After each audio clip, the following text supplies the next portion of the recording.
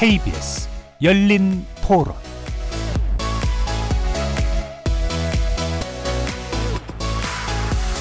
안녕하십니까. KBS 열린 토론 정준희입니다.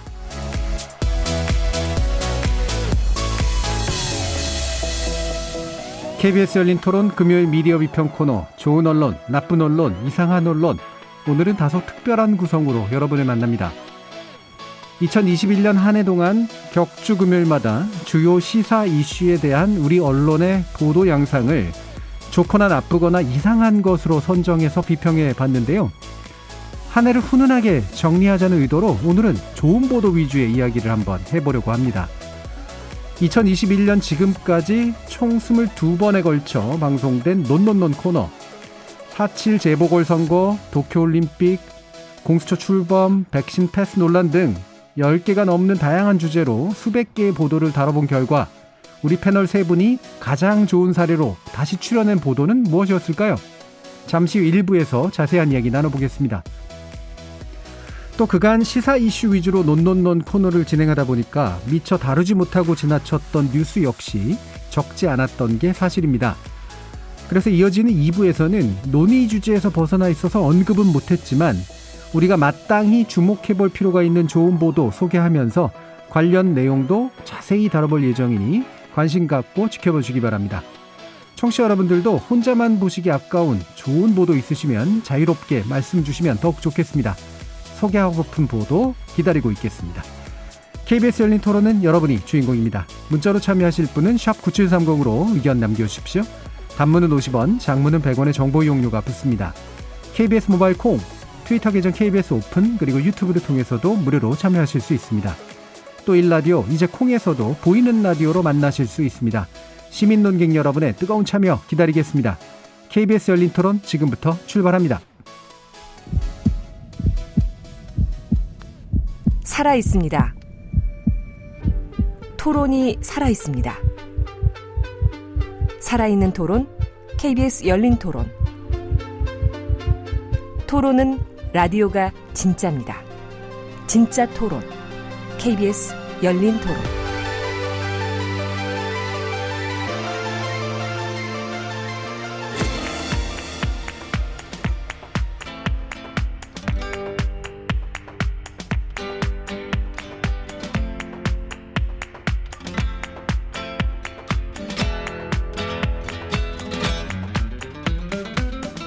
좋은 언론, 나쁜 언론, 이상한 언론?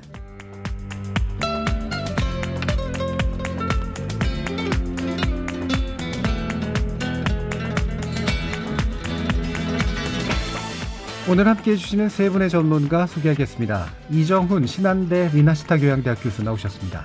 안녕하세요. 언론인권센터 정책위원이신 정미정 박사 함께하셨습니다. 안녕하세요. 그리고 민동기 미디어 전문기자 자리하셨습니다. 안녕하십니까.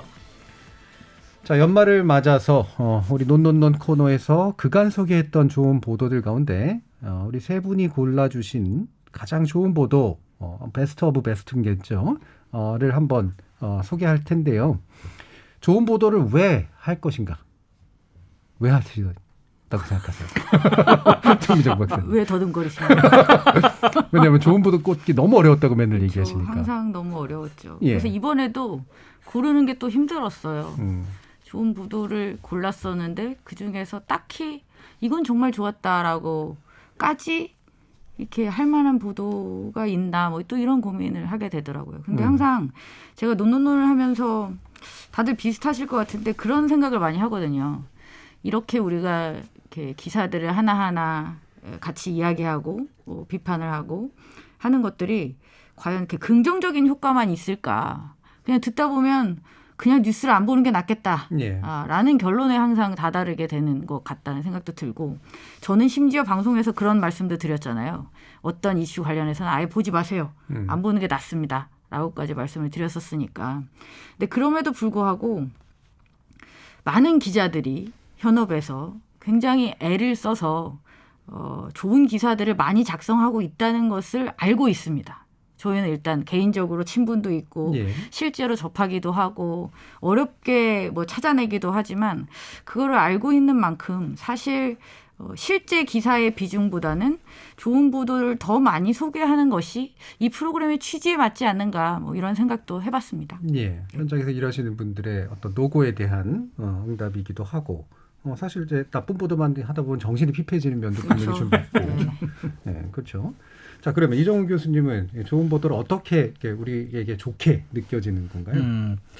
글쎄, 그 정미정 박사님 말씀하고 겹치는 부분을 빼고 말씀을 드리면 일단은 어쨌거나 지금 우리 사회에서 언론 그리고 언론인에 대한 신뢰가 그다지 높지 않은 상황이고 그런 데서 기자들이 이제 여러 가지 정신적인 스트레스라든지 상당히 이제 위험한 상황에 처해 있는 뭐 이런 기자분들도 많다는 얘기도 있고. 그렇죠. 네. 근데 그럼에도 불구하고 사실은 다수의 언론인들은 열심히 묵묵히 자신의 할 일들을 하고 있고 좋은 보도도 꽤 많이 생산이 되고 있는 걸로 저는 알고 있는데 그게 이제 잘 알려지지가 않고 있는 거죠. 뭐 포털 중심 여러 가지 상황들이. 그래서 저는 좀 우리가 권면한다고 하죠. 그래서 좀 좋은 일은 서로 권하고 널리 알리고 그래서 묵묵히 열심히 일하는 좋은 기사를 쓰는 기자분들에게 좀 이렇게 지지를 보내고 응원을 해주는 그런 의미도 저는 좀 있다고 봅니다. 그래서 네. 좋다는 것도 기준이 다양한데 절대적으로 뭐 내용이 좋다 이런 것도 있지만 저는 그래서 좀 다양한 시도, 필요한 시도들을 한 형식적인 측면 같은 것들을 저는 조금 고려를 했습니다. 그럼 민동기 기자님은?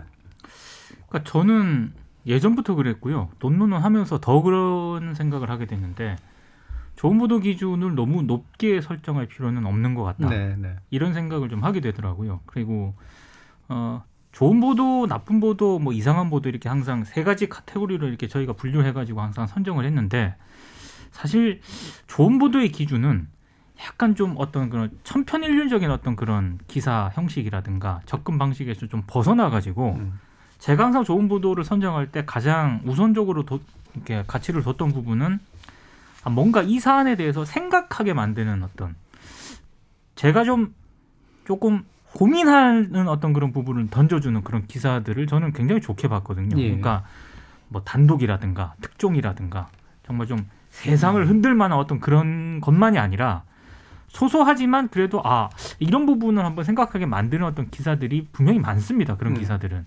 그래서 저는 그런 기사들을 좋은 보도라고 생각을 했고요.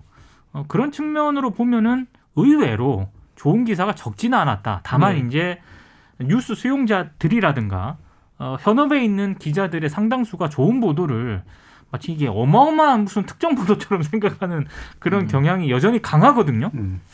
그런 것에서 저 스스로 좀 탈피할 필요도 있지 않나 이런 생각을 하게 됐습니다. 민 기자님 말씀 들어보니까 저도 사실 약간 머릿속에서 이렇게 떠돌던 생각이 약간 잡히는 듯한 느낌이 드는데 사실 비평이라는 게 나쁜 거 비평하는 게 제일 쉬운 건 맞잖아요. 네. 그렇죠?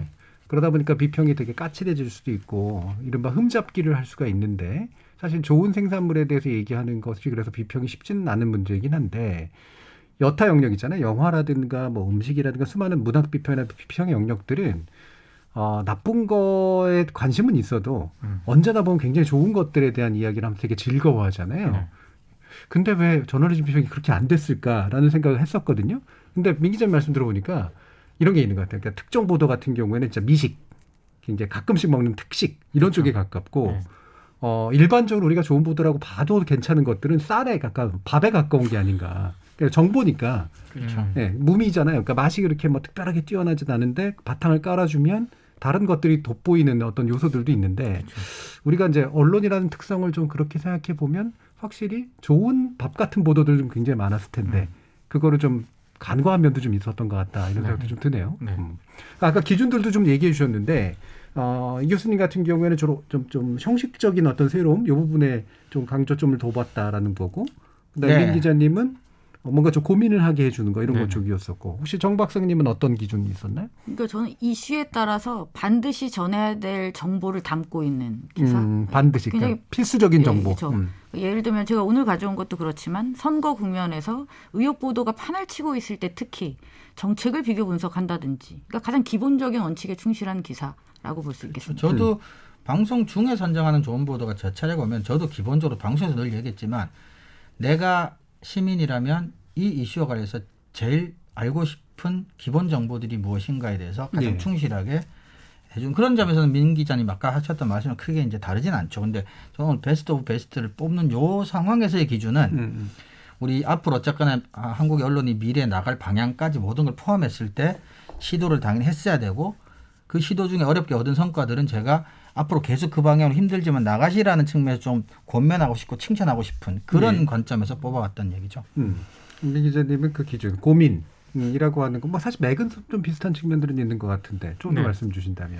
그러니까 이를테면 이런 거예요. 어떤 사회적으로 무리를 빚은 인사가 분명히 있습니다. 예. 그러면 상당수 언론들은 기본적으로 그 무리를 인사를 비난하는 그리고 정말 괴물을 만들어놔요. 그렇죠. 우리 언론들의 주특기 중에 하나인데 물론 이제 그런 비판 분명히 이제 이해되는 측면도 있고요. 그런 비판 자체가 나쁘다는 건 아니거든요. 근데 사회 현상이라든가 어떤 인물에 대한 평가를 함에 있어서 과연 그렇게 이분법적으로 이 사람은 악마, 그렇죠. 이 사람은 정말 나쁜 사람 이렇게 구분될 수 있는 문제는 아니거든요. 네. 그러면 언론이라면은 저널리즘이라고 한다면은 그 이외의 어떤 이면이라든가 다른 측면들 이를테면 왜 그 사람은 그렇게 될 수밖에 없었는가 이면을 들여다보고 또 구조적인 문제는 없었는가 이런 것도 함께 들여다봐야 된다고 예. 저는 생각을 하거든요. 그러니까 이거는 속보 위주로 보도를 했을 때 결코 그렇게 접근할 수가 없어요. 그러니까 속보를 조금은 포기하더라도 조금은 속도가 한 템포 늦더라도 다른 부분을 볼 수 있는 그런 게 굉장히 저는 언론으로서 중요한 덕목이라고 생각을 하거든요. 예. 그래서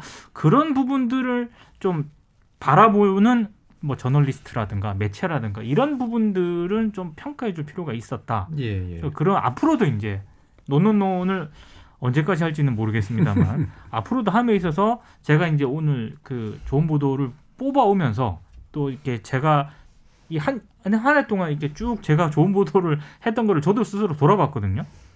그러니까 이런 부분을 좀 더 강화를 해야 되겠다라는 생각을 하게 되더라고요. 오히려 오늘 이제 과제 주신 게 다들 성찰하고 반성하는 그런 계기가 됐던 것 같은 측면도 있는데 이게 일종의 자기 비평이죠, 또.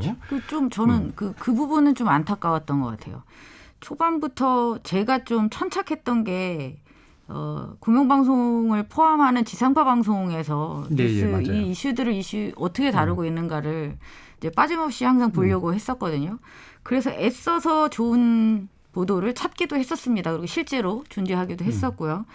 근데 이게 명확하게 그 특징이 다르다 보니까 한계가 있는 거예요. 맞아요. 방송의 메인 뉴스에서 그 1분 30초 한 꼭지로 나가는 보도가 과연 얼마만큼 많은 정보를 좋은 정보를 담을 수 있으며 얼마나 그 입체적인 시각에서 이 사안을 바라볼 수 있게 할 것이냐라는 부분에서는 너무 한계가 많았어요. 그렇죠. 기준이 그러니까, 동일할 수가 없죠. 그렇죠.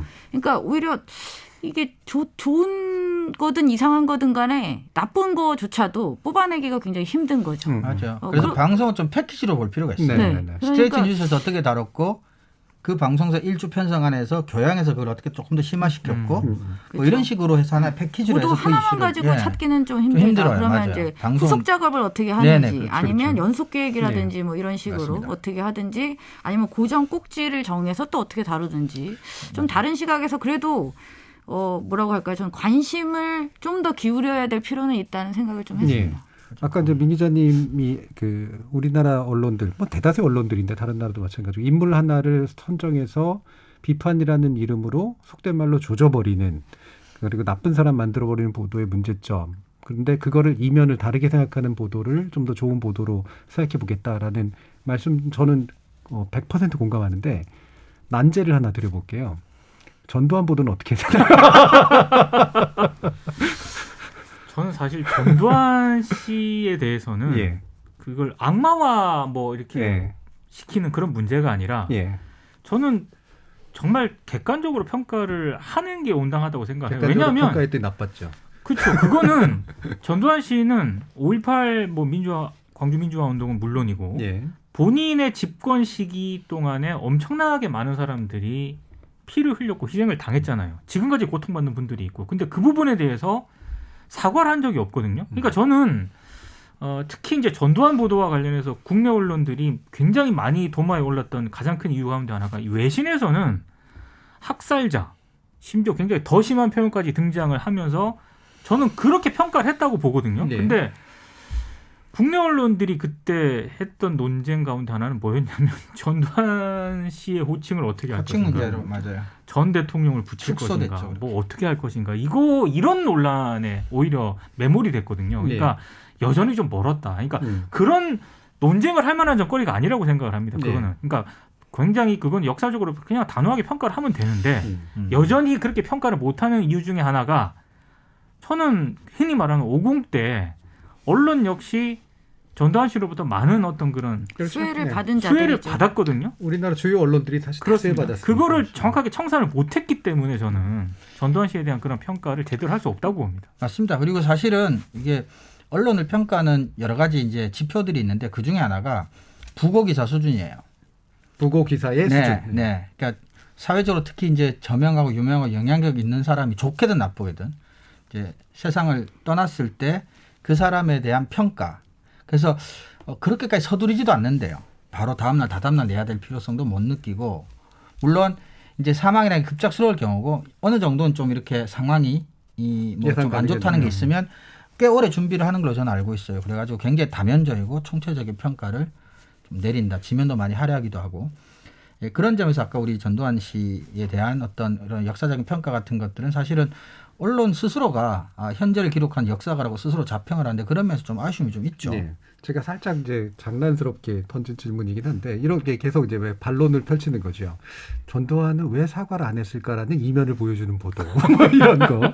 근데 말씀처럼 여기서 중요한 포인트는 공과를 보여주냐 아니냐 이런 식의 문제가 아니라 이 사람은 악마로 만든 게 아니잖아요. 그러니까 그렇죠. 객관적 보도를 했을 때 악마로 만드는 보도는 아닌데 네. 네, 객관적 보도를 하다 보면 그것만으로 이미 충분한데 그게 많은 것들을 보여줄 수 있는데 오히려 논쟁의 구도가 객관적으로 제대로 보여줄 것이냐 말 것이 문제가 아니었던 거. 네. 이게 이제 문제였던 것 같다. 이제 이런 말씀이셨네요.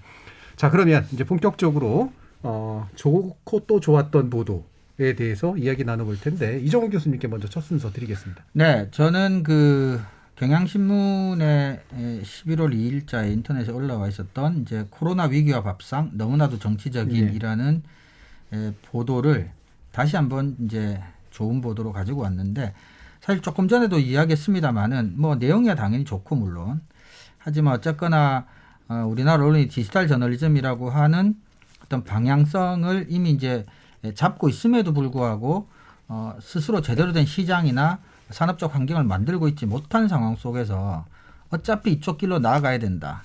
그런데 관련해서 이제 기자분들이 말씀이 그런 건 잘 써도 길게 써도 안 읽더라 뭐 이런 반응들이 많아요. 그래서 조금 알려드리고 싶기도 했고, 또 이런 부분은 좋든 좋지 않든과 상관없이 무조건 가야 될 길이기 때문에 그런 데서 조금 더 권면하고자 하는 의도도 조금 있었습니다. 저는 보도 내용도 사실은 굉장히 마음에 들었고요. 그때 방송이 됐었지만 이 얘기는 코로나 일상회복과 관련해서 진정한 일상회복의 의미라는 게 과연 무엇일까? 좀 기후변화, 기후위기라고 하는 좀 더 큰 틀 안에서 인류가 앞으로 계속해서 직면해야 될 문제들과 관련해서 이제 우리가 어떻게 나가야 될까라는 데 있어서 그러니까 데일리 뉴스가 갖는 어떤 짧은 호흡에서는 도저히 담을 수 없는 다양한 정보들, 깊이 있는 정보들을 디지털 저널리즘의 이제 매체적인 장점을 살려서 하이퍼링크라든지 뭐 여러 가지 이런 것들을 통해서 좀 관심이 있는 시민들이라면 좀 깊이 있게 아까 우리 민 기자님 말씀하셨던 좀 생각해 볼 만한 거리들이 좀 들어있는 그런 내용이었습니다. 그래서 내용도 좋았고 형식적인 차원에서 또 우리 미래 언론에 나갈 방향에 대해서 좀 권면도 하고자 그런 복합적인 이유로 이 기사를 다시 한번 좋은 보도로 가지고 왔습니다. 예. 오늘 이 교수님이 겉면이라는 단어를 5번째 쓰고 있는데 예. 약간 이제 옛날 향약 같은 느낌, 덕업상권 뭐 이런 거 같은 거죠. 겉면은 예. 이제 좋은 일 칭찬해서 계속하도록 북돋우자 뭐 이런 의미인데. 예. 자, 그러면 이제 뉴스레터라는 형식에 대해서 지난번에도 이제 말씀을 주셨는데 네. 오늘은 그럼 한번 이 얘기를 해보죠. 그러니까 뉴스레터 저는 이제 사실 되게 좋아하는 형식이거든요. 네. 특히 제가 또 이메일을 기준으로 삶을 살고 있기 때문에 뉴스레터가 굉장히 좋아하는 형식인데 실제로 신문의 출발이 뉴스레터이기도 했었고, 그렇죠. 근데 이게 오히려 신문이 위기에 처한 시대에 다시 이제 부활하고 있는 형식으로서 굉장히 큰 의미가 있는 것 같은데 보면 이런 것 같아요. 제가 뉴스레터 몇 개를 하고 있는데 어떤 건 정말 보기 싫어요. 네. 근데 어떤 거는 기다려지기도 하고 올 때마다 보거든요. 이 차이는 왜 생기는 걸까? 그런 거 고민해 본 적 있어요? 근데 아마 이제 이런 것 같아요. 사실은 뉴스레터도 두 가지 형식이 있을 수 있거든요. 그러니까 푸시 형식으로 언론사에서 이제 알아서 때가 되면 약속한 날짜에 보내주는 방식이 있고 일부는 이제 요구를 하는 거죠. 그 유료가입 회원들이 예를 들어 이 아이템을 다뤄주세요라고 하면 그 사람한테 네. 2주, 3주 후에 보내는 거죠. 근데 이제 후자 형식으로만 이제 이루어지는 것도 있어요. 미디어파르트 같은 프랑스 언론 네. 같은 경우는 예를 들어 주문 제작만 하는 거고요. 근데 그건 이제 섞어도 괜찮은 것 같아요. 매번 그렇게 하긴 힘들지만. 그렇죠. 네. 그래서 유료 회원들한테는 주문형을 받고 그 대신에 그거는 이제 그 사람한테만 그 사람 돈을 지불했기 때문에 그 사람한테만 보내줄 수도 있고 그 다음에 기본적으로는 그냥 자기들이 생각하는 언론사에서 판단하는 것들은 이제 무료 회원이지만 신문 구독하는 회원까지 포함해서 이제 이렇게 밀어주는 형태도 같이 예. 포함할 수도 있을 것 같아요. 그래서 정 교수님께서 느꼈던 그런 것들은 이런 것들이 조금 섞이면 좀 괜찮지 않을까. 근데 지금 방향에서 꼭 뉴스레터일 필요는 없어요, 형식. 근데 어떤 식으로든 유료 모델을 만들어야만 하고 디지털 매체라고 하는 게 가지고 있는 장점이나 신문 방송이 갖고 있는 단점을 극복할 수 있는 방향은 사실은 정보량의 한계 같은 것들을 조금 극복을 하는 거고 그리고 문제가 비판을 이렇게 하잖아요. 너무 보고 싶은 것만 보고 믿고 싶은 것만 믿는다라고 그래서 시민들의 어떤 변화된 양상에 대해서 이제 불만을 갖는 기자들이나 정치인, 학자들도 많아요. 그걸 긍정적으로 활용할 수도 있다는 그건 보고 싶은 걸 줄게 대신에 꽤 괜찮은 질의 콘텐츠로 줄게 뭐 이렇게 접근할 수도 있다는 거죠. 네, 그러니까 굳이 말하면 이제 매스 커뮤니케이션적인 일방적인 게 것만 있는 게 아니라 그렇죠. 대화적 커뮤니케이션의 형태로도 그렇죠. 이 신문이 또는 그렇죠. 저널리즘이 충분히 대응할 수 있다. 그렇죠. 이런 면을 강조해 주신 건데 네. 어떻게 보세요? 제가 먼저 말씀드릴까요? 저는 사실 뉴스레터랑은 약간 다른 말씀을 드리고 싶은데요. 그러니까 되게 이제 이상적인 어떤 형태가 될 수 있을 것 같고 저도 그런 부분은 이제 동의를 합니다만 제가 좀 문제의식을 가지고 있는 건 그거죠. 그러니까 신문을 중심으로 사고를 했을 때 신문의 디지털라이제이션이 우리나라는 어느 정도 수익까지 와 있는가를 보면 지금 많은 신문사들이 디지털 그 전담팀 그러니까 모바일 전담팀 뭐 여러 가지 이름으로 이제 두고 있잖아요. 그럼 결국 포털에 노출되는 것을 기본적으로 원하면서 클릭 장사의 혈안이 된 방식으로 지금 이루어지고 있다. 그렇죠. 근데 이제 제가 바라는 건 지금 뉴스레터도 그렇지만 이 변화된 디지털 환경에 맞춘 어떤 확장성을 가진 기사들이 좀 많아졌으면 좋겠다라는 생각이 들어요. 그러니까 기본적인 기사라도 우리가 보통 모바일 통해서 이제 보면 어떤 기사가 짧아요. 하지만 이 기사를 통해서 이전 기사를 바로 링크를 걸어서 뭐 찾아낼 수 있다든가 그렇죠. 어떻게 해서 이 연관된 걸 어디까지 확장할 수 있는지 충분히 가능하고 사실 지금도 일부 기사들은 그걸 하고 있잖아요. 관련 기사 뭐 이전 기사 링크 괄호 안에 넣거나 아니면 아래 관련 기사들 다시 또 붙이거나 근데 지금은 너무 초보적인 수준이고 너무 일부만 그렇게 돼 있는데 충분히 이 디지털 미디어 환경에 맞는 디지털 방식 을 적용한 기사들이 충분히 가능하다. 그것이 좀 더 확장된 형태로는 뉴스레터로 갈 수도 있는 것이고 저는 일반 기사에서도 언론사들이 그 부분을 좀 중심적으로 좀 가지고 문제의식을 가지고 좀 확장을 했으면 좋겠다라는 생각을 가지고 있습니다.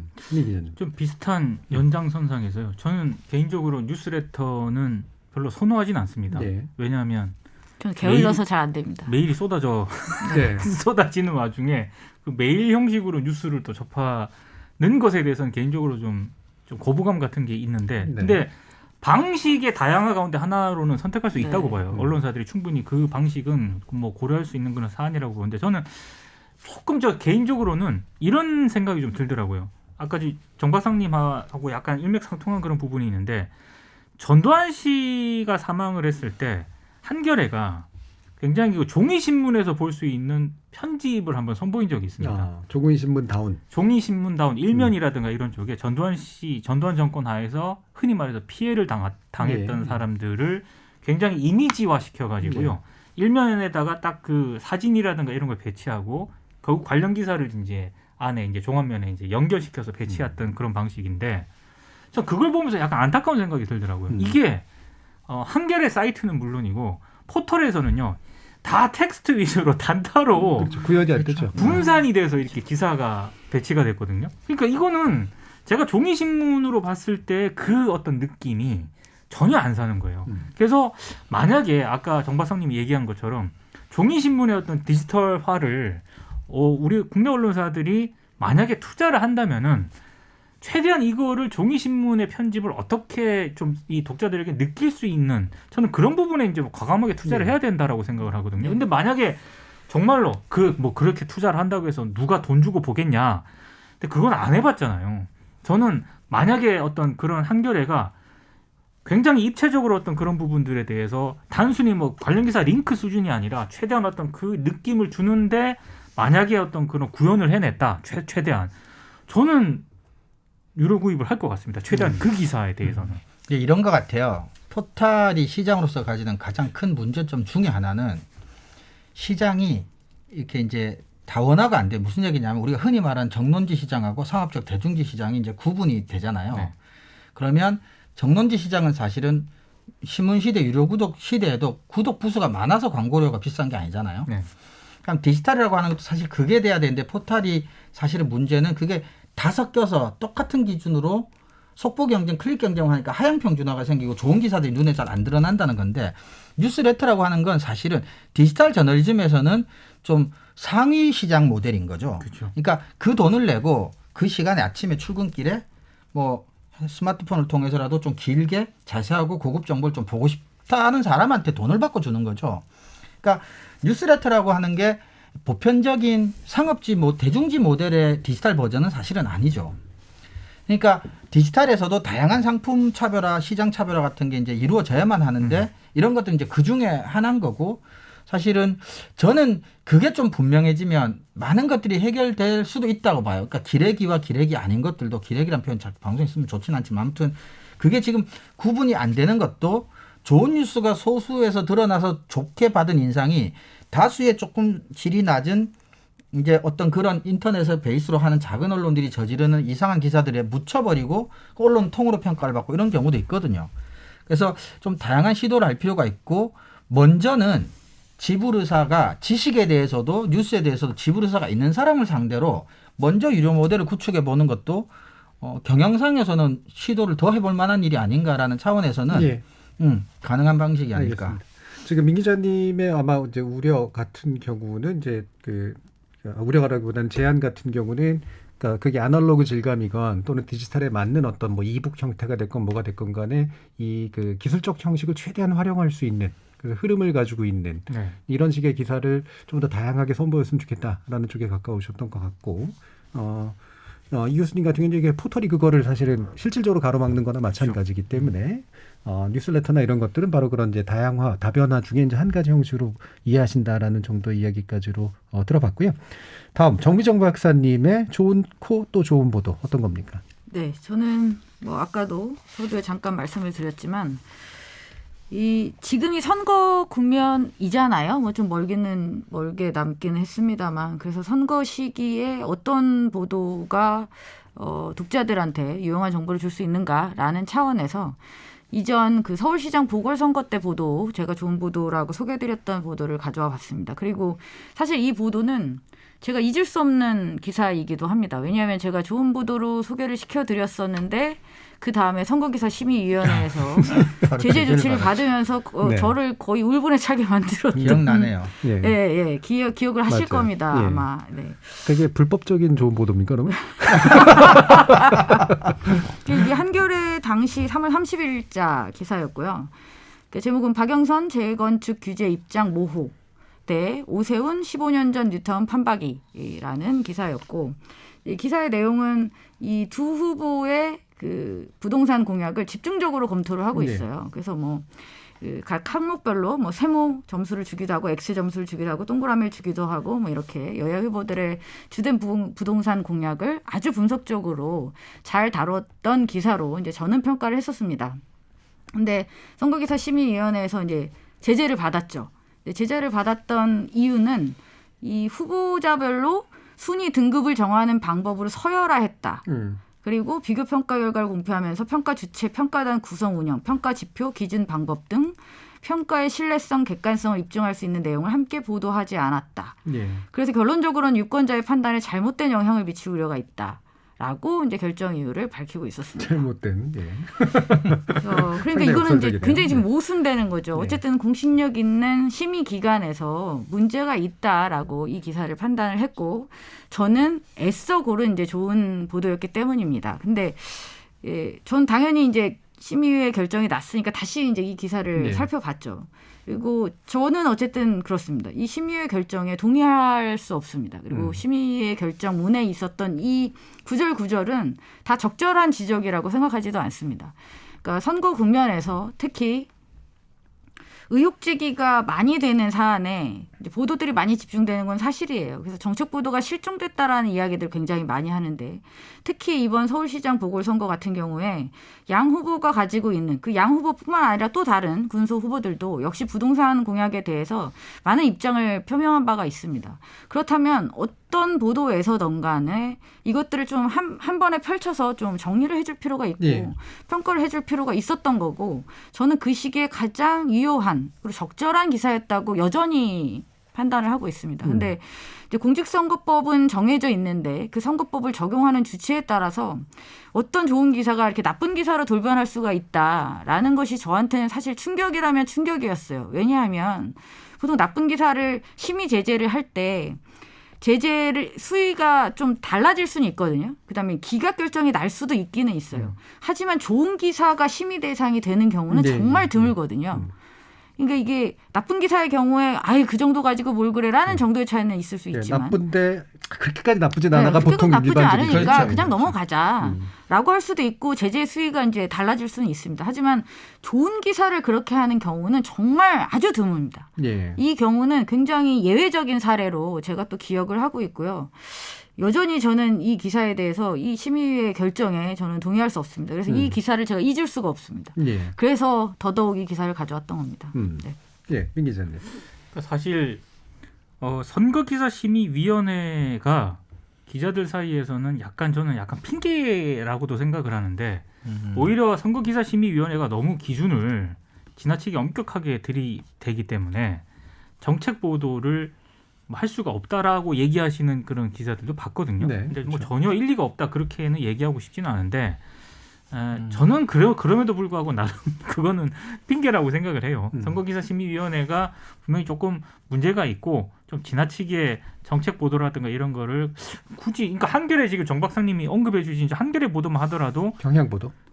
한겨레 네, 보도. 네. 예. 한겨레 보도만 하더라도 지금 그 베스트 기사로 꼽아오신 그 기사에 대해서 저렇게 제재를 해버리면 그러니까 쓰지 말라는 얘기잖아요. 그렇죠. 쓰지 말라는 얘기거든요. 정책 보도하지 말라는 얘기. 그러니까 한겨레 같은 경우에는 모처럼 저렇게 그럼요. 이렇게 보도를 했는데 엄청 공들여 쓴 네, 기사들. 공들여 썼는데 제재를 하게 되면은 일단 저는 아무리 언론사를 하더라도 이게 위축이 될 수밖에 없고요. 정책 보도를 안 하는 어떤 언론사 입장에서는 거봐 저렇게 된다고 그래서 이게 핑계거리를 만들어줄 수 있다고 쓰지 말라고 보거든요. 이렇게 그러니까요. 되는 거죠. 그래서 굉장히 악화가 양화를 구축하는 그런 경향이 있기 때문에 저는 그건 좀 문제라고 생각을 하고 다만 그럼에도 불구하고 좀 부딪혔으면 좋겠다라는 생각을 하고 있습니다. 이제 위축되지 말고 네, 네. 다른 언론사들도 이렇게 항상 이렇게 해봤자 나중에 선거 기간에 굉장히 좀 민감하기 때문에 좀 피해가는 게 좋지 않겠냐 이런 분위기가 분명히 있거든요. 제가 이렇게 들은 네. 얘기로는. 근데 그런 거에서 결국에는 언론사들이 부딪혀서 깨는 방법밖에 없다고 생각을 네. 합니다. 사실 과감하게 부딪히는 정치인들 많고 목사님들도 있고 그렇잖아요. 그러니까 무죄까지 받더라고요. 예. 그렇죠. 예, 이 교수님. 네, 저도 이제 뭐 얼핏 기억이 나는데 최근도 아직까지 뭐 각 정당에서 공약을 공식적으로 많이 발표를 안 해서 그런지 어쩐 건지 모르겠지만 선거 관련해서 여러 가지 의혹, 논란 이런 보도들은 많은데 정책 관련 보도는 생각보다 많지는 않아요. 네, 그런 점도 아까 민 기자님 말씀하신 거랑 관련해서 그런 생각도 좀 들고 근데 우리나라는 어쨌거나 전반적으로 선거 관리는 좀 지나치게 촘촘하고 너무 지나치게 깐깐하다는 생각을 합니다. 예. 자, 그래서 이게 저는 지난번에 가져오셨을 때는 명확히 이제 괜찮네 라면서 생각했는데 이게 이번에 쫙 나열해 주시니까 눈에 띄는 게 서울은 세입자 도시다를 계속적으로 붙여가지고 이제 했는데 굉장히 좋은 이제 포인트인 것 같은데 실제로 읽어보시면 진짜 서울은 세입자의 도시야. 가구주의 도시가 아니야. 그러니까 집을 가진 사람들의 도시가 아니야. 이렇게 느껴지던가요? 그러니까 왜 우리가 흔히 그러잖아요. 서울하면 아파트 공간국이고, 그렇죠. 예, 종부세 내는 사람들 모여 있고, 다른 지역에 비해서 잘 사는 사람들이고. 네. 근데 본질은 세입자들이 주가 되는 도시라는 얘기잖아요. 네. 포인트를 굉장히 좀 달리 보게 만드는 네, 이제 그런 네. 거니까. 그래서 저는 더 그 문제의식조차도 일반 언론 보도하고는 달랐던 그 너무 당연한 차별성, 그 귀한 차별성, 그것도 긍정적으로 평가할 수 있을 것 같아요. 왜냐면 제가 개인적으로 이제 가장 집값 비싸고 그 세 비싸기로 유명한 런던에서 오래 살았잖아요. 네. 거기는 이제 유명한 뭐 왕궁도 있고 정말 잘 사는 사람들이 사는 그런 귀족들의 집도 있고 그런데 런던을 구성하고 있는 건 전 세계에서 온 세입자들이거든요. 네. 저는 그 문화를 명확하게 느끼고 실제로 그래서 주거 정책도 사실 그 부분이 굉장히 중요한 부분이어서 네. 이거는 서울에게 얘기한다라는 건 굉장히 설득력 있는 포인트라는 생각이 들었어요. 네. 네. 자, 그러면 민동기 기자님 2개 골라주셨어요? 저는 일단 한국일보가 2월 15일자에 쓴 기사인데요. 그 제목은 선수만의 잘못일까 배구만의 문제일까 숨은 공범들이라는 그런 기사입니다. 한마디로 그 학업 폭력 논란 때문에 당시 그 소속팀 흥국생명으로부터 무기한 출전 그 정지 징계를 받았던 선수 이재영, 이다영 선수와 관련된 그런 기사인데요. 이때 언론들의 그 보도 양태는 거의 두 사람을 악마화 시키는 그런 보도 양식이었거든요. 근데 저는 뭐 그 자체가 나쁘다고는 생각 안 하는데 잘못한 건 맞으니까. 그렇죠. 잘못한 건 맞으니까요. 그 부분을 드러내는 것까지는 좋았는데 그러면 그 두 사람을 악마화 시키고 두 사람을 막 뭐 비판받은 어떤 그 정도로 끝낼 사안이었던가? 저는 아니었다고 생각을 합니다. 근데 한국일보가 그 뒤에 약간 이제 한국일보 보도 이후에 뭐 한겨레라든가 이런 보도가 약간 있긴 했습니다만 한국일보가 그때 당시 저는 용감하게 저는 이 문제를 짚었다라고 생각을 하거든요. 그리고 사실 이렇게 얘기하기가 쉽지는 않았습니다. 그러니까 이 한국일보 기사를 보면 이재영 선수하고 이다영 선수의 그 이면에는 부모의 어떤 그릇된 자녀 사랑 이런 게 분명히 있다. 우리 학교 교육과 관련, 스포츠 교육과 관련해서 그런 게 하나 있었다라는 거고 결국에는 학교 현장에서 그 학폭을 지도자도 방조를 했었다. 이런 부분도 지금 취재를 통해서 드러냈고요. 또 하나는 체육단체.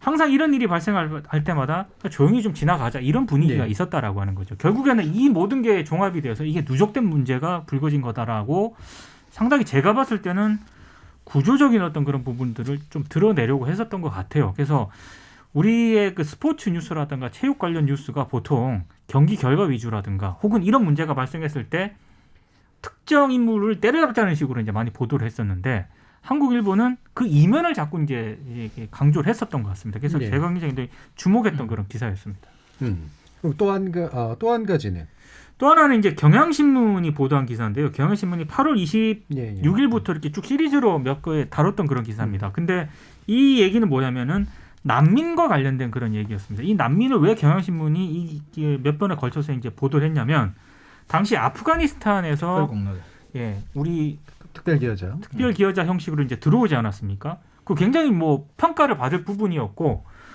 많은 언론들이 그 부분에만 주목을 했죠. 정부가 굉장히 좋은 어떤 그런 평가를 많이 받았고요. 근데 특별기여자라는 형식도 일단 우리가 생각해 봐야 할 그런 대목이었던 것 같고 그러면은 경향신문이 던진 질문은 그거였습니다. 특별기여자 형식으로 아프가니스탄인들이 들어오긴 했는데 한국에 있는 다른 어떤 그런 난민을 신청했던 그런 사람들은 도대체 지금 어떤 모습을 하고 있는가? 실제로 난민 신청을 한다 하더라도 통과율이 1.5%밖에 안 되는 거고 한국에서 난민으로 인정받기가 하늘의 별 따기다. 그리고 특히 여성의 경우에는 이중고를 겪고 있다라는 어떤 그런 부분을 주목을 했던 그런 기사였는데 그러니까 모든 언론들이 박수를 치고 있을 때 우리의 냉정한 현실을 경향신문이 저는 지적을 했다라고 보거든요. 그리고 이런 부분에 대해서는 분명히 여러 가지를 생각해 보게 만드는 그런 대목들이 있었다라고 봅니다. 저도 그때 기억나는 게 저는 이제 난민 문제에 있어서는 상당히 실용적인 입장인데 난민을 받아야 된다 말아야 된다가 문제의 핵심이 아니라 난민은 현실이다. 그렇죠. 그럼 어느 정도로 어떻게 관리할 것인가의 문제로 이제 대부분이 이제 풀려야 된다라는 거였는데 이제 그게 요 기사가 그거에 관련된 어떤 언급들을 아주 구조적으로 잘해줬던 기억들이 또 다시 또 납니다. 시간이 좀 많이 흘러서 이렇게 세 분의 이제 이야기를 좀 모아봤고요. 그러면 일부 마치기 전에 이 얘기 한번 간단히 한번 해보죠. 1년 넘게 지금 논 하겠더니 주변에서 뭐 좋은 반응이 나오더라. 아니더라. 뭐 밤에 집에 들어갈 때 힘들더라라든가 뭐 위협 전화가 왔다든가 뭐 이런 거는 없으셨는지 특이한 경우 같은 거 없으셨어요? 저는 그 얘기는 몇 번 들었습니다. 왜 항상 맨날 나쁜 보도를 먼저 얘기하냐. 아, 예. 순서상 좋은 보도를 먼저 얘기하고 나중에 이제 저희가 항상 얘기를 항상 하다 보면 할 말들이 많다 보니까 좋은 보도를 맨 마지막에 하다 보니까 좋은 보도의 그 이 시간이 항상 이게 적게 되죠. 배치가 됐던 측면이 분명히 있었던 것 같긴 해요. 근데 저는 뭐 그런 지적도 그렇게 보시는구나라고 생각을 했고 제가 가장 많이 들었던 얘기는 그만 좀 조절하는 얘기였습니다. 그러니까 이렇게 많이 그러니까 비판을 한다고 해서 언론이 좋아지겠느냐라는 어떤 그런 질문을 제가 굉장히 많이 받았거든요. 물론 그렇죠. 예. 근데 사실 저는 이제 최근에 이제 언론 비평 내지 미디어 비평을 하는 크고 작은 프로그램들이 이제 여러 군데에서 이제 유튜브나 아니면 라디오나 에서 생겼는데 이게 제가 해서 그런 거라고 얘기하고 싶지는 않습니다만 가장 점잖고 견실한 방법으로 해요. 네, 그러니까 비아냥거리고 놀리는 방식으로 하지는 않는 그렇죠. 분명히 그런 형태이기 때문에 그럼에도 불구하고 들으시는 분들은 불편하시겠죠. 네. 뭐 또 다른 경험 같은 거 있으세요? 이 교수님? 아니요, 저는 뭐 주변에 뭐 친하게 지내는 기자분들이 거의 없다시피 하기 때문에 직접 들은 얘기는 없고요. 따라가는 거 아니에요? 그럴 줄은 모르겠습니다. 그냥 일반론적으로 아까도 살짝 얘기했지만 미디어 비평과 관련해서 저한테 좋은 보도도 많다, 열심히 하는 기자들도 많다. 예. 근데 잘 눈에 띄지 않더라 이런 정도의 얘기는 자주 들었습니다. 정 박사님은? 저는 뭐 그냥 주변에서 재미있다. 우리 방송 노노노는 참 재미있다. 잘 저희 본다, 이제 잘 주변 듣는다, 그 이런 얘기죠. 박사들한테 들은 얘기인데요. 예. 너무 재미있어서 자꾸 듣게 된다는 얘기가 제일 또 기분도 좋았습니다. 예. 진짜 재밌냐. 언론 정말 학자들은 재밌다. 재밌다는 얘기를 가끔씩 하는 것 같아요. 학자들하고 박사들만 재밌으면 안 되는데. 그것도 문제네요. 네. 알겠습니다. 좀 더 많은 분들이 좋은 보도를 위주로 해서 좀 더 좋아하고 또 기자들이 또 힘도 받을 수 있는 그런 또 비평 좀 더 많이 준비해 보도록 하겠습니다. 자, 2부에서는 또 다른 이야기 나눠볼 텐데요. 일단 2부는 여기서 좀 마무리해 볼까 합니다. 여러분은 KBS 열린 토론과 함께하고 계십니다.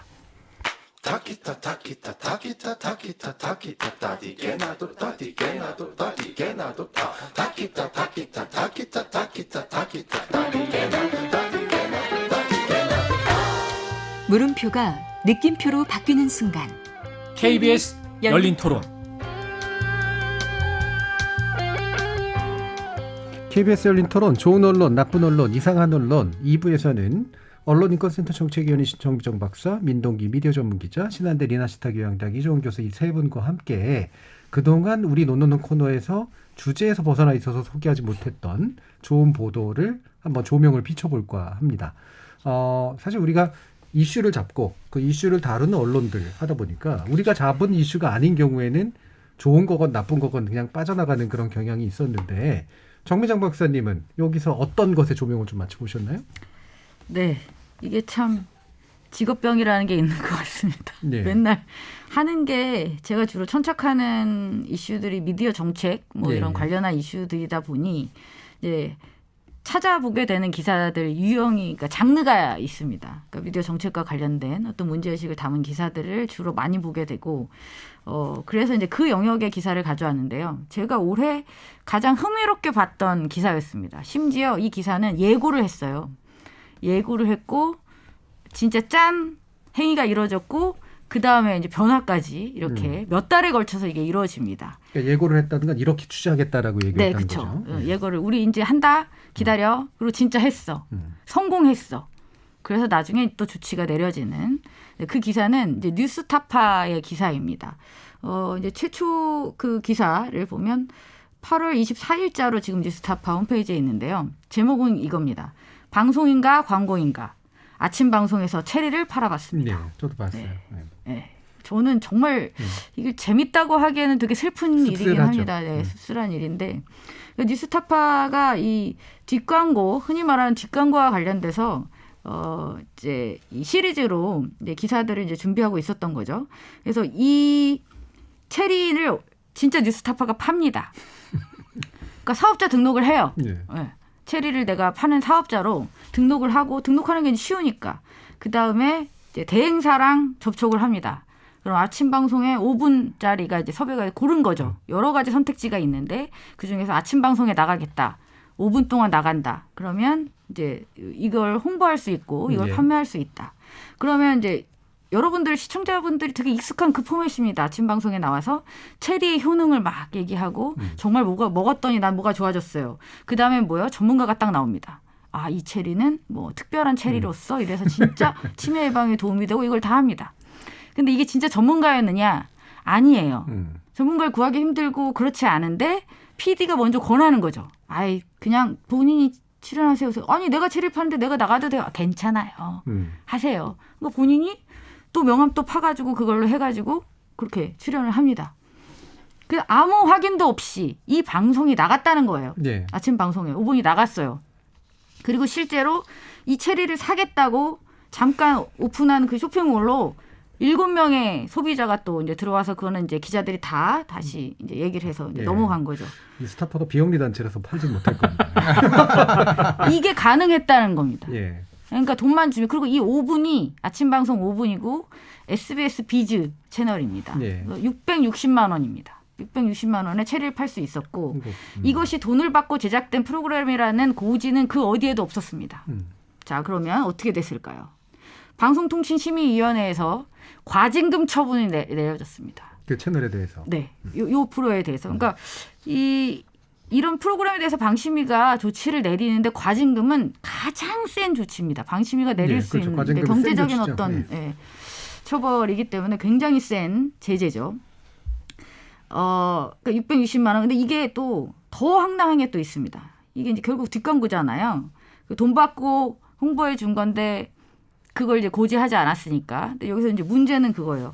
방심위가 과징금을 내린 규정은 돈 받고 홍보해 줬는데 돈 받았다는 얘기를 안 써서가 아니에요. 그럼 허위 사실이에요. 허위 사실을 방송했다는 이유로 과징금을 허위 내립니다. 사실이라는 건 어떤 경우? 그 전문가가 업체도 아닌데. 전문가도 농장도 전부 다 체리, 허위니까. 다 허위였으니까. 저는 체리가 그래서- 허위였나? 체리는 체리는 근데 진짜 진짜 체리. 체리였어. 오히려. 그러니까 이게 또 이게 허점인 거죠. 네. 돈을 받고 이걸 했다는 걸 고지하지 않아도 돼요. 예. 지금 법은. 이게 이제 심각한 겁니다. 근데 물론 방송통신위원회에서 지금 그 개정안을 마련을 해서 지금 이게 통과가 안 돼서 그렇지 이게 살아나 있습니다. 이 문제의식을 가지고 지금 한 거죠. 근데 이제 제가 흥미로웠던 이 기자들이 이게 진짜 될까? 생각해서 진짜 며칠 안 걸린 거예요. 사업자 등록하고 섭외하고 그리고 이 방송 나온 다음에 이 기자들이 정말 많은 전화를 받았다고 해요. 예. 누구에게? 다른 방송사에게. 나는 2꼭지 해줄 수 있어 660에. 특히 어떤 신문사는 그랬다고 합니다. 너네 상 줄게. 경제지에서 왜 상 주는 예, 거 있잖아요. 예, 예. 너는 상 줄게. 예. 얼마면 베스트 되겠어? 농업 인상 뭐 이런 거. 네. 그래서 전화가 정말 불이 났답니다. 네. 저는 이 시리즈 기사가 올해 가장 흥미롭고 인상적인 기사였습니다. 예. 이게 참 굉장히 잘 했고 실제로 그 방송의 구조적 문제, 먹고 사는 그렇죠. 문제를 아주 잘 드러냈기 때문에 굉장히 좋은 기사로서 충분히 인정받을 만한 것 같은데. 사실 저는 이 기사에 참여했던 기자가 한 명 있습니다. 뉴스타파에 김경래 기자라고요. 그래, 김경래 기자. 여기 그 이 뉴스타파에 체리 박사로 등장을 하는데. 근데 그분은 근데 진짜로 그분이- 어울려요. 네, 그 안에서. 근데 제가 좀 놀랐던 거는 예. 김경래 기자가 KBS 1라디오 아침 그 그쵸. 시사 프로그램을 좀 오랫동안 진행을 했거든요. 최강시사. 예. 그리고 그 최강시사 진행을 하면서 다른 방송사들이 뭐 뉴스라든가 이런 데도 여러 번 인용이 그렇죠. 됐습니다. 네. 유튜브는 요즘 다 나가니까요. 예, 얼굴도 사실 기억나는 분이잖아요. 얼굴도 좀 비교적 알려진 그런 분인데 아무런 분장 없이 그냥 체리 박사로 등장을 하는데 그게 안 걸러지더라고요. 김경래 기자께서 더 열심히 홍보를 좀 하셔야 되겠네요. 본인에 대해서. 아니, 그래서 씁쓸해했다는 뭐 그런 뒷얘기를 좀 듣게. 자, 그러면 일단은 한번 쭉 다 한번 소개해보고 한번 얘기해보죠. 민동기 기자님은 어떤 거 주셨어요? 저는 그 한국일보가 좀 보도한 기사인데요. 2021년 올해 그 3월 달에 보도한 기사인데 이것도 시리즈로 보도했던 그런 기사입니다. 예. 그 기획 기사 형식인데요. 트랜스젠더 의료는 없다라는 그런 기사거든요. 근데 제가 이 기사를 주목했던 이유는 딱 하나입니다. 올해 그 가장 그 주목했던 그런 사안 중에 하나가 언론들이 변희수 전 육군 하사 있지 않습니까? 고 이제 육군 하사 같은 경우에 이 부분에서 트랜스젠더 문제가 이제 다시 한번 우리 언론의 주목을 받았는데 사실은 저는 이런 생각을 좀 해봤어요. 이 한국일보 기사를 보면서 이 한국일보 기사의 첫 번째 그 시리즈 그 가제가요. 병원이 공포인 사람들이거든요. 이 기사 제목을 보면 눈치 보여 병원 못 가고 상비약 삼키며 견딥니다라는 네. 그런 제목입니다. 이게 실제로 트랜스젠더 병원 가기 어려운가 보죠. 굉장히 어렵습니다. 예. 왜냐하면 그 왜 어렵냐면은 그 국가인권위가 실태 조사를 한번 한 적이 있었는데요. 트랜스젠더로 공식적으로 인정을 받으려면 수술이라든가 법적 절차를 거쳐야 되는 거고요. 그래서 성별 정정을 해야 됩니다. 예. 그걸 이제 법원이 인정을 해줘야 돼요. 그래야 이제 트랜스젠더로 정식 인정을 받는데 그 자체가 굉장히 어려울 뿐더러 실제로 병원이라든가 이런 데 가려면은 신분증이라든가 주민등록 이런 걸 다 제시를 해야 되잖아요. 그러니까 여러 가지 절차적으로 이런 문제 때문에 그 꺼리는 분들이 많다는 거예요. 근데 그러다 보니까 만약에 이제 그런 어떤 법적으로 공식적으로 트랜스젠더를 인정받는 트랜스젠더가 아닐 경우에 약간 좀 흔히 말하는 비합법적으로 이제 그 수술을 받는 분들이 있거든요. 그렇게 야매로. 이분들이 예. 병원을 가거나 이럴 때 신분증하고 주민등록증을 제시를 해야 되잖아요. 그러면 다르지 않습니까? 겉으로 보이는 외모하고 신분증이 다르다 보니까 병원에서 이상하게 일단 쳐다보고 병원에서도 굉장히 많이 차별을 받고 심한 경우에 그러다 보니까 병원을 기피하게 되는 거고요. 실제로 그렇게 비공식적으로 수술을 받는 과정에서 나타나는 이렇게 부작용 같은 것도 있거든요. 이 사람들이 치료를 받아야 되는데 병원 치료를 갈 때마다 그 병원에서 너무 잘 안다는 거죠. 우리가 치료해 주는 게 어딘데 그냥 고마운 줄 알지 뭐 이런 식으로 이제 대응을 한다는 거예요. 그러다 보니까 점점 안 가게 되는. 저는 이런 것들을 보면서 트랜스젠더 문제가 우리 사회에서 굉장히 좀 제대로 논의가 이루어지고 있는가에 대해서도 일단 의문이 좀 들었고요. 또 하나는 이게 외국 같은 경우에는 이미 장관이라든가 차관급에서도 트랜스젠더가 나오거든요. 그러니까 이미 이게 공론화가 돼 있는 그런 상황인데 우리 사회에서는 여전히 좀 이 트랜스젠더의 기본권마저도 우리가 제대로 못 지키고 있는 게 아닌가. 네. 사실 이게 약간 좀 극단적인 얘긴 한데요. 전두환 씨는 많이 비판을 받아야 되지만 전두환 씨가 인간으로서 누려야 되는 기본권은 저는 누릴 수 있어야 된다라고 그렇죠. 생각을 하거든요. 네. 마찬가지로 트랜스젠더에 대한 어떤 찬반이라든가 이런 거는 우리 사회에서 진행이 될 필요가 있겠지만 트랜스젠더로서 누려야 되는 트랜스젠더는 인간이지 않습니까? 똑같이 인간으로서 누려야 되는 기본권을 우리는 최소한 우리 사회가 기본적으로 제공해줘야 될 의무가 있다라고 보는데 제가 한국일보 기사를 보면서 정말 놀랬던 거는 그럼 이분들은 아프거나 수술 후에 부작용이 생겼을 때 도대체 어떻게 치료를 받는다는 얘기인가? 못 받는 경우가 굉장히 많습니다. 실제로. 네. 예, 거기에 대해서 굉장히 충격을 받았고 이걸 우리가 정말로 이 언론들이 이 문제에 대해서 관심을 좀 가져야 될 필요가 있겠다라는 생각이 들어서 제가 이 기사를 좀 꼽아왔습니다. 좀 보편적 차별금지법 이런 것들이 조금 더 적극적으로 추진이 될 필요도 있고 사실은 그렇습니다. 예. 그러니까 아까 이제 뭐 살짝 비유가 오해될 수도 있어서 트랜스젠더 자체는 선거학의 문제는 당연히 아니니까. 아닙니다. 예. 예.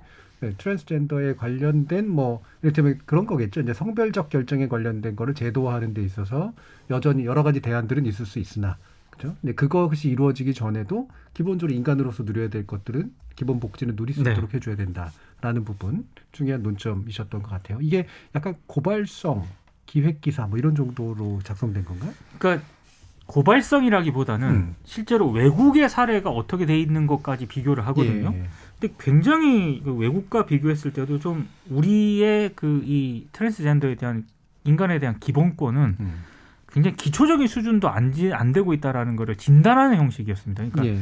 실제 트랜스젠더 인터뷰도 많이 했고요. 그게 기사에 많이 들어갔고 심지어 트랜스젠더 사이에서는 우리는 꼭 자연사 해야 된다라고 서로를 위로하는 그런 트랜스젠더도 굉장히 많다고 합니다. 그러니까 네. 병원 자체를 못 가기 때문에 사실은, 이거는 우리 사회가 진짜 고민을 해봐야 될 그런 대목이라고 생각을 그렇죠. 해요. 이런 거 사실 좀 놀라운 부분이에요. 그러니까 실제로 트랜스젠더라든가 뭐 여러 가지 이런 이제 사회적으로 일반적인 제도적화된 어떤 모습과는 다른 모습으로 살아가시는 분들의 뭐 그 어떤 비율이 늘어야 선진국이다 뭐 이런 건 분명히 아닌데 예. 적든 많든 간에 사실은 그들이 누려야 될 건 누려야 된다는 선진국의 기준이 맞잖아요.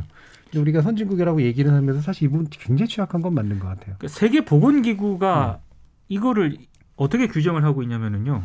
국제질병분류에서 성별 불일치가 정신장애가 아니라는 점이 명백하다 이렇게 WHO에서 명시를 하고 있거든요. 예. 그러니까 트랜스젠더가 정신병이 아니라고 WHO가 규정을 하고 있습니다. 실제로 외국 같은 대만에서는 장관도 있고 미국 같은 경우에는 실제로 뭐 차관급도 나왔거든요.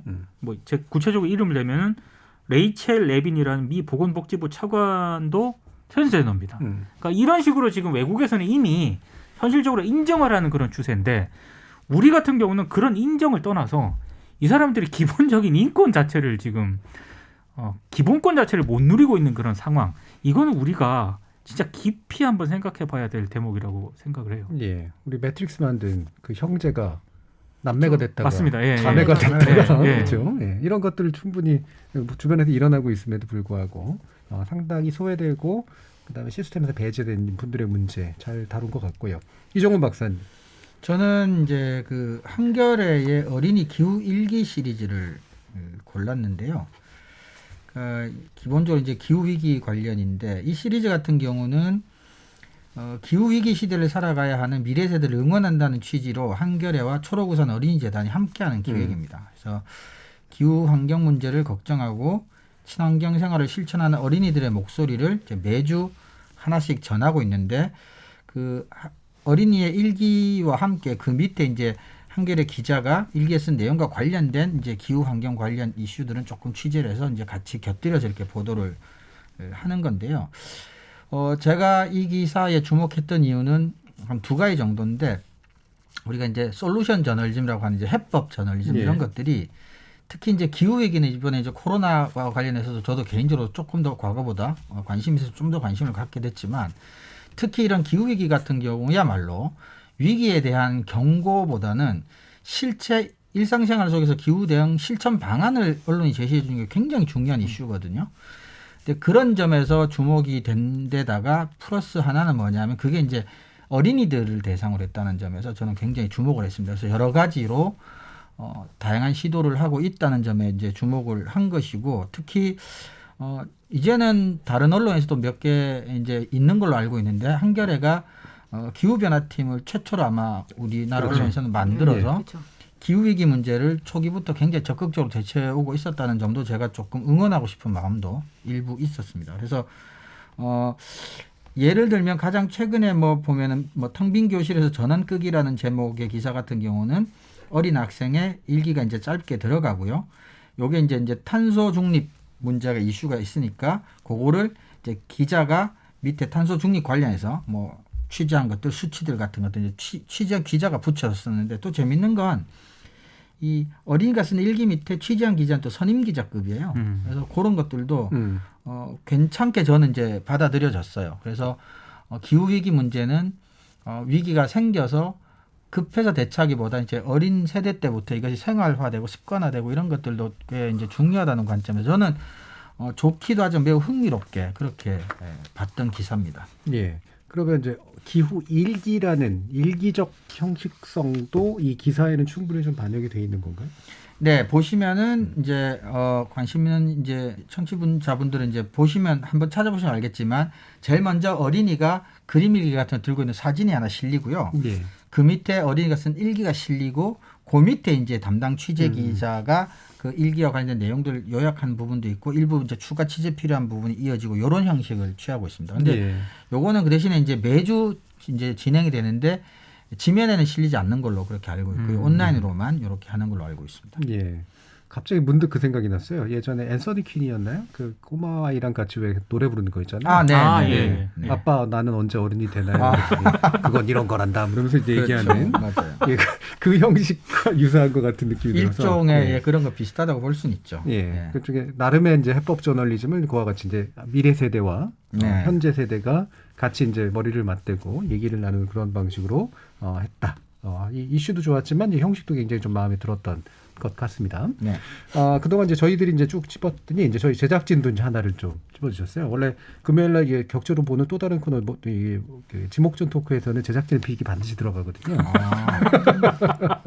오늘의 제작진의 픽은 사육곰 사육 실태에 관련된 한국일보 한겨레 보도인데 리포팅 전문 기자 민동기 기자님께서 해주시죠. 곰을 제작진이 좋아하더라고요. 예. 그러니까 이 한겨레 기사 같은 경우에는 이 한겨레 보도는 이제 올해 그 7월 16일자에 보도된 기사인데 그 사육곰 2마리가 탈출한 그런 사건입니다. 아마 이게 언론에도 떠들썩하게 보도가 돼가지고 많은 분들이 기억을 하실 텐데, 근데 이제 다른 제가 보도를 이게 제작진이 픽했다고 해가지고 그때 당시 이제 다른 보도를 좀 찾아봤거든요. 근데 한겨레 보도가 한겨레하고 한국일 보도가 유독 주목이 되긴 하더라고요. 예. 한겨레 같은 경우에는 그때 당시 대부분 사육곰이 탈출했기 때문에 이게 사람들한테 얼마나 피해를 그렇죠. 입힐까 네. 뭐 이런 쪽에 많이 포커스를 맞췄는데, 한겨레는 아예 환경부 그 한강유역환경청 직원들과 함께 그 농장을 아예 찾아갑니다. 네. 그래가지고 곰 사육 실태를 진짜 이렇게 살펴보거든요. 뭐 굉장히 열악하고요. 이게 사진으로 봐도 열악하고, 그리고 왜 키우는 거예요, 곰을? 웅담. 웅담 아, 먹으려고? 채취. 그렇습니다. 꽂아놓고 이렇게. 예. 그래서 제가 이 기사를 보면서 좀 충격을 받았던 거는 환경단체들의 주장은 이거예요. 지금이라도 곰 사육 이 산업을 종식을 해야 된다. 그래서 네. 동물학대를 막아야 된다라고 주장을 하고 있는데, 녹색연합 등의 자료를 보면은요, 전 세계에서 곰 사육을 허용하는 국가가 2개 나라밖에 없습니다. 한국하고 중국입니다. 저는 이거 약간 충격을 받았습니다. 예. 곰 사육이 지금 됐다는 것도 지금 알았어요. 예, 한국이 여기에 포함됐다는 거 전 처음 알았거든요. 저는 이거 불법인 줄 알았는데 예. 불법이 그러네요. 아닙니다. 곰 사육을 허용을 하고 있기 때문에 과연 이 한국과 중국 2나라밖에 없는 이거에 대해서 정말로 저는 약간 이게 깊이 생각해 볼 그런 대목이었다고 생각을 하고요. 한국일보 기사는 대단히 좀 재밌는 기사예요. 그 청와대 국민청원이 있지 않습니까? 굉장히 많이 이슈가 됐잖아요. 찬반 논란도 있고 이랬는데, 동물들이 만약에 억울한 일이 있었을 때 말을 할 줄 안다면. 예. 네. 동물들이 청와대에 국민청원하는 형식으로 빌었거든요. 그래서 이건 이제 흔히 말하는 이 곰이라든가 이게 억울한 이 피해를 당하는 이 곰이 국민청원에 형이 글을 올리는 식으로 이제 기사를 썼어요. 예. 이 기사가. 흔히 말하는 가상 인격 기사인데 대부분 그런 기사가 안 좋은데 이건 좋았나 보네요. 아니 이거 굉장히 재밌더라고요. 그리고 실제로 이 기사 내용을 보면은 2000년 이후에 주요 곰 탈출 사례를 또 쭉 도표로 또 제시를 하기도 하고요. 예. 그래서 왜 이렇게 반복이 되느냐? 결국에는 관리 부실, 솜방망이 처벌 이것 때문이다라고 이제 얘기를 하고 있거든요. 대단히 형식적으로도 재밌는 기사였고, 동물의 관점에서 생각해봤을 때 또 여러 가지를 또 생각해보게 만드는 그런 기사였습니다. 예. 결국 이제 다른 데들은 이제 이 곰이 해프닝으로 보거나, 그렇죠. 아니면 이제 일반인에게 끼쳐질 어떤 위험으로 위주로 보는데 왜 도대체 사육이 시작됐을까? 네. 그리고 거기에 어떤 문제들이 있었을까? 이런 건데, 사실 우리나라가 약간 곰에 대해서 굉장히 호의적인 문화잖아요. 당구 진화 그렇죠. 때문이기도 하고, 네. 그렇죠. 그런 거 반달곰이나 이런 에 대해서 가지고 있는 긍정적인 태도가 많은데, 사실 이렇게 막 말씀하신 중국과 함께 거의 유의하게 곰 사육을 허용한 나라. 부끄럽더라고요. 기사 예. 읽으면서. 이 기사 때문에 그 반달 문이 세팅되신 거예요? 그건 아닙니다. 정말 일부러 아니 그런 깜찍한 면이 있으셨군요. 그건 아닙니다. 자, 이렇게 이제 4개를 보니까 이 성향이 읽혀요. 네. 그렇죠. 네, 찍어오시는 그 아까 기준을 밝히시기도 했지만, 정미정 박사님은 확실히 이제 정책이라든가 이제 산업구조 쪽에 관심이 많으시고, 민동기 기자님은 뭔가 안 알려진 새로운 이야기를 이제 해주는 네. 거, 이런 것들을 좋아하시고, 이정원 박사님은 형식적 새로움이라는 측면 굉장히 강조해 주셨고, 우리 제작진은 뭘까요? 저희 작가님이 동물권을 굉장히 강조하시는 그쪽에 계시거든요. 예. 이 뉴스 가치를 확실히 보시는 분들이 기준이 이렇게 좀씩 특성상으로 이렇게 잘 드러나고 있는 것 같아서, 저는 일관된 걸 또 되게 좋아하기 때문에 상당히 재미난 그런 내용이었던 것 같은데요. 혹시 뭐 이 4개 기사들 보면서 이런 것들은 확실히 좀 왜 소외가 됐었을까, 또는 왜 눈에 안 띄었을까 생각해 볼 만한 이야기들이 좀 있으실 것 같은데, 아마 주제를 달리 정했다면 포함됐을 수도 있을 것 같고 그러긴 하네요. 그죠? 근데 우리가 아무래도 시사 이슈를 주로 쫓다 보니까 네.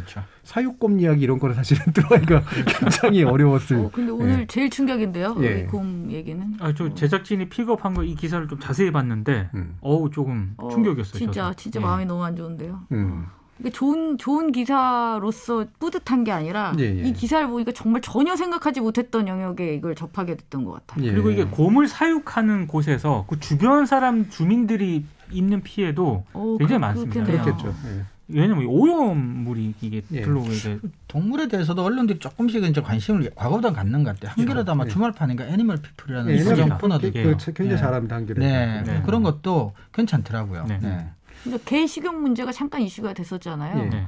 그 김에 이것도 같이 이렇게 할 수 있을 것 같은데요. 이것도 결국은 먹는 것 때문에 이렇게 된 거잖아요. 그렇죠. 이게 사실 우리가 이제 인권에 대한 인식이 늘어날수록 인권의 범위를 넓히잖아요. 그렇죠. 인권이 적용되는 대상을. 그래서 동물권까지도 고민하게 만드는 건데 이걸 어떤 분들은 반려동물 많이 키우다 보니까 그렇게 된 거야. 세상이 어떻게 되려고 뭐 이런 식의 이제 얘기하시는 분들도 분명히 있는데 우리 사회가 가지고 있는 인권적 감수성이 이제 이 동물에게 적용되는 것만큼 인간이 그만큼 더 행복해지는 건데 아까 트랜스젠더도 사실은 네. 못하고 그렇죠. 있는 이제 그렇죠. 그런 상태인 거 네. 묘하게 또 연결되는 그런 부분도 좀 있네요.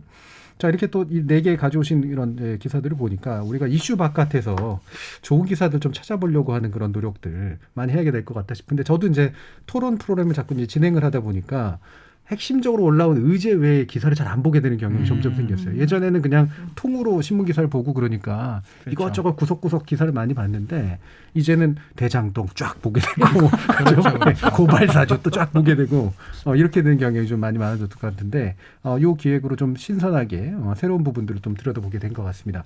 자 그럼 오랜만에 또 이제 연말 결산도 하고 그러니까 좋은 보도 사실 우리도 많이 이야기하고 싶고 아까도 말씀 나눴지만 여러 가지 또 이제 놓친 좋은 보도들도 많이 있어서 이런 좋은 보도가 좀 더 많이 발견되고 많이 유포되고 또 많이 생산되기 위해서는 어떤 게 좀 필요할까? 오늘 오랜만에 한번 3번 말씀 마무리하면서 들어보도록 하죠. 민 기자님도 한번 말씀 주시죠. 저는 이제 진짜 제가 1년 이번 올 한 해 동안 어떤 보도를 좋은 보도, 나쁜 보도, 이상한 보도 꼽아왔는가를 보니까 대부분 지금 교수님 말씀하신 대로 주요 이슈 그렇죠. 중심이 많았어요. 그래서 제가 오늘 꼽아온 거는 거기서 벗어난 거였어요. 체육, 네. 난민, 그리고 이제 트랜스젠더라든가 이런 부분들이었거든요. 그래서 보도를 좀 볼 때 그리고 논논논에서 최소한 할 때 관심을 좀 다양하게 좀 넓혀야겠다라는 생각을 했습니다. 네. 그러니까 우리 사회에서 여전히 언론의 관심을 필요로 하는 부분들이 너무너무 많거든요. 근데 언론의 관심은 굉장히 좁혀진 어떤 그런 분야에만 지나치게 현미경을 들이대고 있다. 그렇죠. 네. 그래서 논논논에서라도 약간 현미경이 아니라 좀 우리가 정말로 필요한 어떤 그런 관심을 둬야 될 그런 부분들에 대한 기사를 꼽아와야겠다. 이런 생각을 좀 하게 됐습니다. 네, 좀 더 넓히고 서치라이트 하듯이 네네네. 이렇게 구석구석 비추고 이런 것도 우리가 좀 많이 필요할 것 같아요. 정미정 박사님. 근데 현실적으로 저는 말씀에 동의를 하는데 현실적으로 그걸 찾기가 골라내기가 너무 힘들어요. 쉽진 않죠. 그렇죠. 워낙 왜냐하면 많은 범위들이 검색을 있으니까. 통해서 찾을 수 없고 내가 특정한 언론사를 구독해서도 찾을 수 없다면 대체 어떤 방식으로 좋은 뉴스를 골라낼 수 있을까요? 저는 그 부분이 그래서 다양성이 되게 중요한 것 같아요. 네. 그러니까 다양한 관심과 다양한 전문성을 가지고 있는 사람들의 네트워크 안에서 두 번째는 추천 시스템. 그래서 이런 거 한번 재밌던데 한번 봐봐라고 하면서 이제 공유가 돼가지고 이른바 노출 다양성이 늘어나는 거죠. 그렇죠. 근데 이제 우리가 지금까지 이제 하는 방법은 거의 이제 옛날엔 그나마는 신문이나 이런 게 패키지를 주던 거라도 봤었는데 검색해서 이슈 쫓아가서 보다 보니까 그리고 생각이나 성향이나 전문성이 비슷한 분들이 좀 많잖아요. 그러니까 아무래도 노출 다양성이 좀 떨어지는 게 있는 것 같아요. 그렇죠. 이정규 교수님.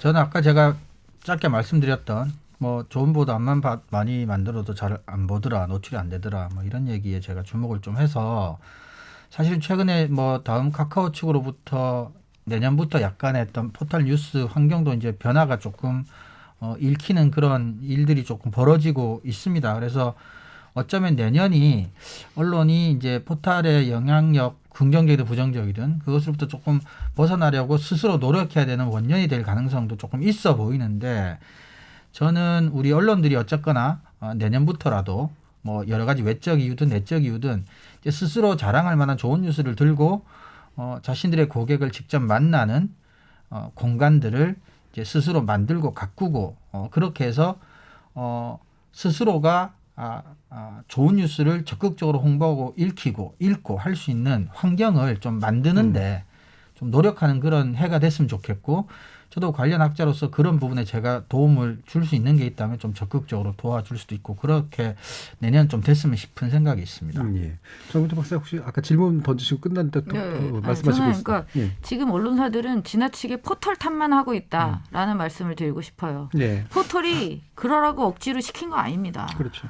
거기 생존한답시고 하다 보니까 이렇게 된 건데 그럼 포털 없어지면 잘할 것 같습니까? 그렇지 않습니다. 하지만 포털이 어느 순간 손을 뗄 수 있다. 그러면 정말 급격한 변화가 갑자기 떨어질 거예요. 그때 살아남을 수 있을까? 결국은 본질, 저널리즘의 본질로 돌아갈 수밖에 없다는 생각을 하고요. 남 탓 그만하고 본질에 충실했으면 좋겠다는 네. 말씀을 드리고 싶습니다. 오늘 저희가 1, 2부를 통해서 꼽아본 올해의 좋은 보도들이 바로 그런 저널리즘의 본질에 가까운 그런 보도들이 아니었나 싶은데요. 오늘 함께하신 KBS 열린 토론 논논논은 그럼 이것으로 모두 마무리할까 합니다. 오늘 함께해 주신 민동기 미디어 전문기자, 신한대 리나시터 교양대학 이종훈 교수, 언론인권센터 정책위원 정비정 박사 세 분 모두 수고하셨습니다. 감사합니다. 감사합니다. 고맙습니다.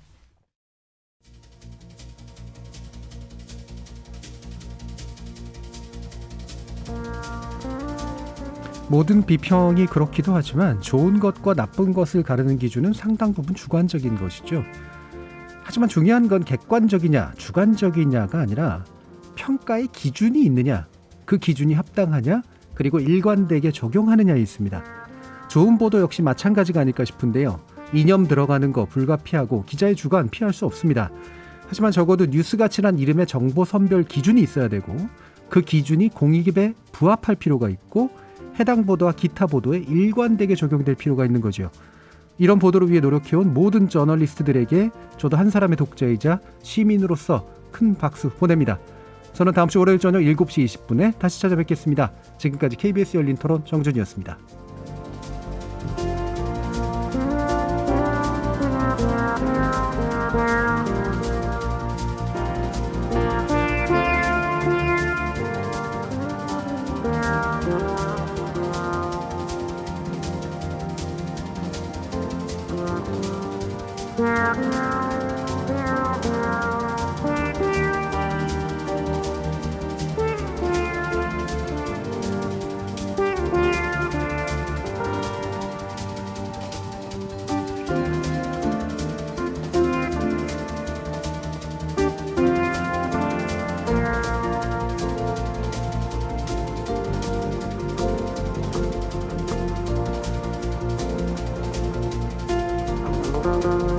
Thank you.